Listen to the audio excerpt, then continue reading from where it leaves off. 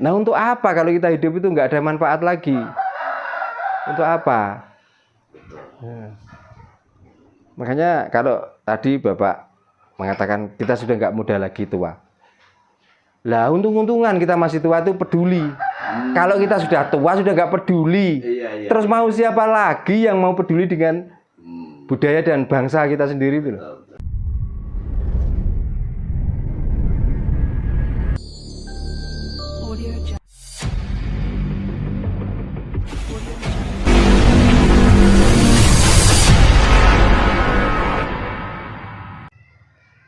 Jadi kalau kembali jas merah atau jangan lupa dengan sejarah, tentu kalau bicara sejarah kita akan mengenang leluhur kita. Leluhur kita. Kan gitu kan? Iya.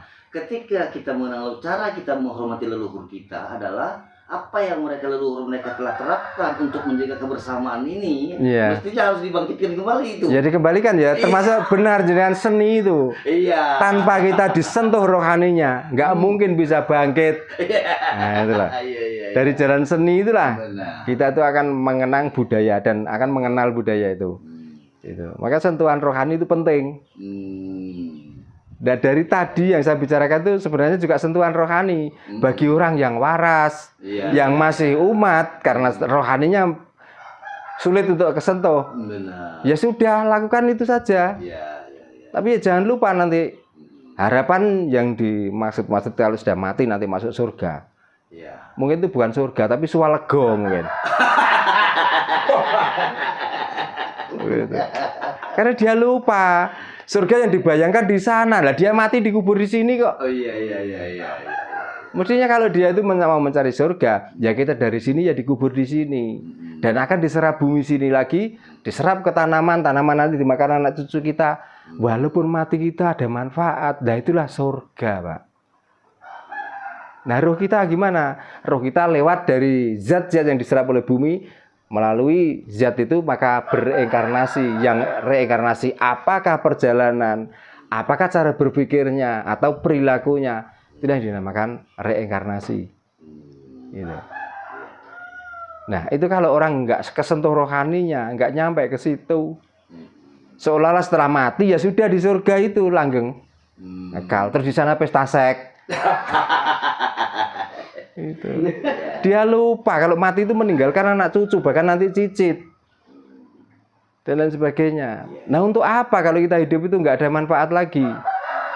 Untuk apa? Makanya kalau tadi Bapak mengatakan kita sudah nggak muda lagi, tua. Lah untung-untungan kita masih tua itu peduli. Kalau kita sudah tua sudah nggak peduli. Terus mau siapa lagi yang mau peduli dengan budaya dan bangsa kita sendiri itu loh. Jadi kalau saya walaupun saya sudah tua tetap bersemangat. Betul sekali. Mendingan saya terlambat daripada tidak sama sekali. Betul sekali. Gitu. Dan sepertinya ya semestinya juga ya pilihan kita hari ini ya untuk membangkitkan bangsa kita ini. Coba itu. Ya mari kita sama-sama untuk membangkitkan budaya bangsa itu. Iya. Berarti sudah pas dengan dengan apa yang selama ini saya omongkan di YouTube. Iya. Nanti kita bungkus cerita yang membangun kebersamaan. Ya monggo, sangat setuju Pak. Iya. Sangat setuju sekali. Jadi kita harus berani menunjukkan bahwa ini loh saya sebenarnya. Dengan beragam suku, beragam kepercayaan, beragam agama, bahasa dan lain sebagainya. Tapi dengan kebersamaan bersatu. Kita akan menampilkan seni sentuhan rohani yang sangat indah. Bukan orang Nusantara saja, kalau perlu orang luar Nusantara. Jadi kita harus bisa menunjukkan bahwa inilah Nusantara itu seperti ini. Jadi kita itu nggak dianggap remeh, nggak dianggap rendah oleh bangsa lain. Dan kita sendiri yang sudah berbangsa yang sangat besar ini, jangan mempunyai mental-mental kerdil. Terus kita itu seolah-olah kita itu mengaku bahasa bodoh. Betul. Bahasa yang tidak beradab, bahasa yang tidak bertuhan. Ini kalau nggak pemikiran dan otak-otak kerdil nggak mungkin. Pada dasarnya kehidupan ini pun ya sebetulnya untuk orang-orang yang ingin besar. Iya. Bukan ingin kecil. Bukan ingin gitu kan, kecil, ya. iya. Kenapa banyak petunjuk-petunjuk atau wahyu atau apalah bahasanya kan itu kan? Iya. Itu sebetulnya untuk membuat manusia itu merasa besar. Masa semakin berubah. Kan gitu. Iya. Ketika dia sudah berpikir hal-hal besar, tentu dia akan berbuat hal-hal besar. Iya. Kan begitu mestinya. Mestinya begitu. Dan itu tidak ada yang tidak mungkin. Iya. Semua mungkin kalau mau. Kalau mau dan ingin besar. Dan ingin besar. Iya. Tapi kalau orang sudah cemburu dengan kebesaran orang lain, ya akhirnya tiap hari ya bom-boman itu. Yalah. Malah merusak, Betul. malah menghancurkan. Sebetulnya memang pada dasarnya kecemburuan, iri hati, dengki dan sebagainya itu adalah salah satu penyakit hati. Ya penyakit hati. Iya, penyakit hati ini kalau sudah akut, waduh, nggak bisa ngapa-ngapain Pak. Makanya kalau yang rusak dirinya sendiri nggak apa-apa Pak. Tapi kalau yang rusak itu bangsa, ini bahaya Pak. Karena bangsa ini besar, orang banyak, hajat orang banyak yang dihancurkan. Iya. Ini yang sangat bahaya Pak. Jadi penyakit hati akan mudah membuat orang sakit hati. Ya jelas, sudah jelas, dan itu sudah gandengannya Pak. Hukum alam Itu dia. Bukan hukum alam Mas, Iya. karena sakit hati itu dibuat sendiri kok, Iya. bukan kehendak alam loh. Benar. Iya. Kalau hati sudah sakit, ya Iya. sekejur tubuh pun ikut sakit. Ikut sakit. Ya, kan itu kan. Iya. Nah, sudah semestinya kita hari ini membuang, ya, atau mempelajari jenis-jenis penyakit hati itu harus Iya. dikenali. Tapi bagi orang-orang yang sakit hati Pak, dengar perkataan Bapak tadi juga menyangkal, karena pepatah Yunani mengatakan mensanain corpore sano. Itu pun juga dibantah. Oh, Terus ngomongnya gini, di dalam jiwa yang kuat, Iya. maka terbentuklah juga badan yang sehat. badan yang sehat. Iya. Kan gitu. Iya. Dibantah pula, maling itu orangnya sehat tapi jiwanya kok rusak. Iya. Nah, Iya. Ya, itulah. Iya. nah itu orang-orang yang iri hati, dengki hati itulah tadi. Yang masih mempunyai sangkalan seperti itu. Betul. Monggo Mas Indra. Iya. Nyambung? Monggo langsung Pak Indra mohon. Oh. Sampai Iya, ora santai. Sambil guyon, Pak. Sambil guyon tapi beneran sungguhan. Beneran. Iya, enggak. aja Pak. Sebetulnya ya penyakit hati ini penyakit yang sangat serius sebetulnya. Berawal penyakit hati ini akan mengundang penyakit-penyakit yang lain. Iya. Itu kalau tidak dikontrol. Hmm. Itu karena ketika penyakit hati akan mudah sakit hati. Iya. Ketika sakitnya sudah sakit hati, Iya. itu akan merembet ke yang lain. Yang lain. Iya. Tapi yang dikampanyekan bukan sakit hatinya, Pak. Apa itu? Ya penyakit yang lainnya. Karena gini, dari sakit hati akan mempengaruhi jantung yang detakannya sangat keras. Betul sekali. Ya, begitu kena jantungnya tapi nggak pernah dia melihat dari sumbernya. Oh, ini gara-gara penyakit sakit hati, nggak ada. Nanti yang dikampanyekan dan digembur-gemburkan bahkan diseminarkan nanti sakitnya jantung. Betul. Tapi sampai saat ini belum ada seminar sakit hati. Adapun yang mengatakan klinik hati, Iya. di baliknya itu juga mengambil manfaat dari logo itu.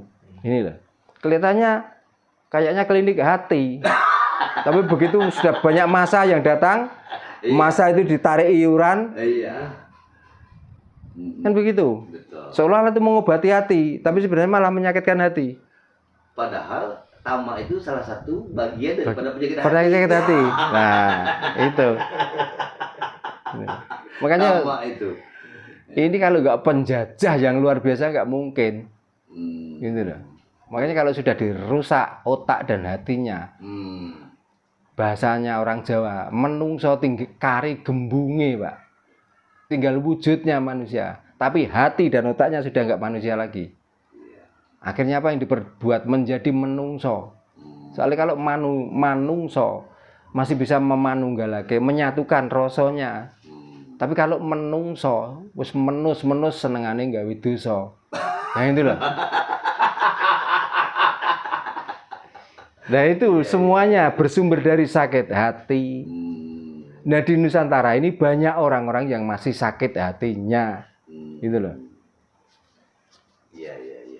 Kalau ada orang yang kelihatannya nggak sakit hati, ngobrol, ngoceh seperti ini, dianggap orang gila. Padahal hati itu tempat sumbernya semangat. Ketika hati terus sakit ya semangat udah nggak ada.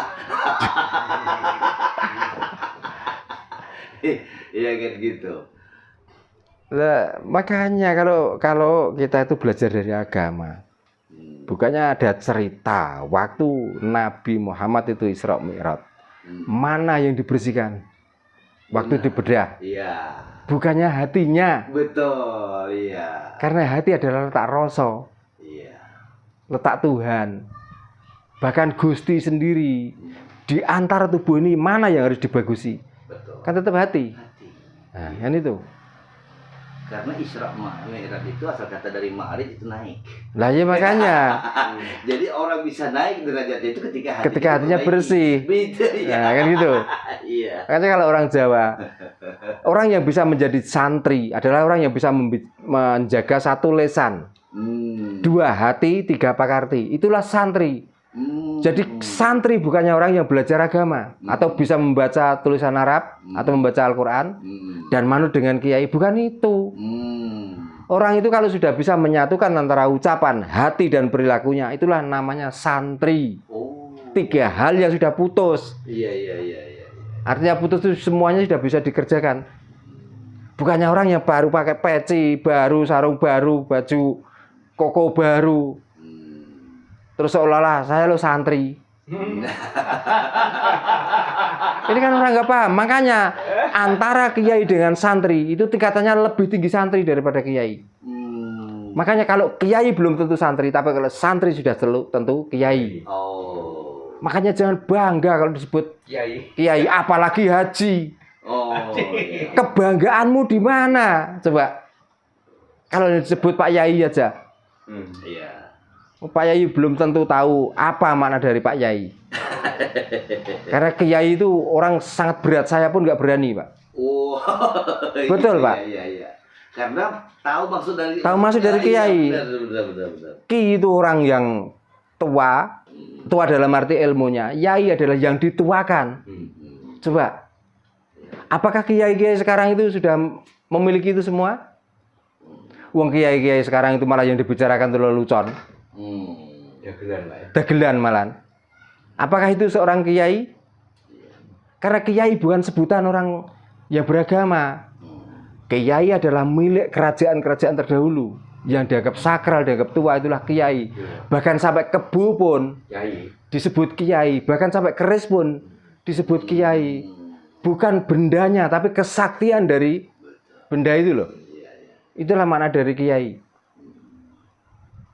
Nah kalau yang di sini yang dibicarakan tentang lelucon, tentang dagelan itu bukan kiai, kiyayang. Gitu loh. Apa itu Pak artinya Pak? Kiyayang itu orang ya nggak jelas. Gitu loh. Dari bahasa Jawa. Dari bahasa Jawa. Loh, kurang tegas gimana saya? Iya. Gitu loh. Lah untuk apa seorang kiai ajarannya cuma itu aja? Kiai itu nggak begitu. Kiai itu mengajarkan tentang sopan santun, nanda pasor, menghargai orang tua. Orang yang menata orang itu, kalau salah katakanlah salah, kalau benar katakan yang benar. Nggak harus lelucon, nggak harus. Kalau orang-orang seperti itu, saya nganggapnya bukan kiai. Memang pada dasarnya Pak, ya, ketika dalam suatu rumah itu seorang anak menghormati kedua orang tuanya, lalu dilihat oleh anaknya, otomatis anaknya dengan nenek tadi akan lebih hormat lagi. Lebih hormat. Nah, dilihat lagi sama buyutnya nanti terus akan begitu. Nah iya. Benar. Berarti kan dari lati, ati dan pakarti itu. Benar. Lah itulah santri. Kalau sudah santri berarti kalau dia tua pantaslah disebut kiai. Iya. Makanya orang Jawa belum pernah mengenal mbah. Yang dikenal adalah yai. Kalau ada orang yang tua, pasti sebutannya yai zaman dulu. Nah ini sudah dihilangkan sekarang. Simbah itu masih mendingan. Sekarang sudah kakek, nenek. Itu pun sekarang sudah diganti lagi opa dan oma. Coba. Benar. Jadi sebetulnya ya Kalau hari ini kita benar menghormati kedua orang tua kita, berarti akan menghormati para leluhur kita. Ya sudah jelas. Dari sebutan saja begitu diucapkan itu ada tanda penghormatan. Bapak contohnya, Pak. Sepertinya ketika hari ini kita bangga dengan bahasa kita sendiri, Iya. para leluhur kita mungkin bisa tersenyum, Pak. Bukannya tersenyum lagi. Tersenyumnya sambil nangis. Ternyata anak cucuku masih ada yang waras. Itu masalahnya. Iya, Gitu loh. iya. Dari sebutan saja sudah salah satu tanda penghormatan. Kita kadang bingung bagaimana kita menghormati bapak ibu kita setelah mati. Ini kalau nggak orang umat tadi nggak mungkin. Gitu loh. Karena diajari bapak dan ibu atau simbok ini adalah penghormatan yang sangat luar biasa. Tapi dengan kemajuan zaman dan pengalaman-pengalaman yang dihadapi dari luar. Sekarang bapak dan ibu dan simbok itu sudah hilang kok. Iya. Coba. Mama papa. Sekarang abah umi coba. Bayangkan. Dan itu bukan. Nah, itu apakah itu bisa mengartikan dari bahasa? Kalau bapak kan sudah jelas. Baguse mapai lakon uripe anake lan lakone putune. Kan sudah jelas.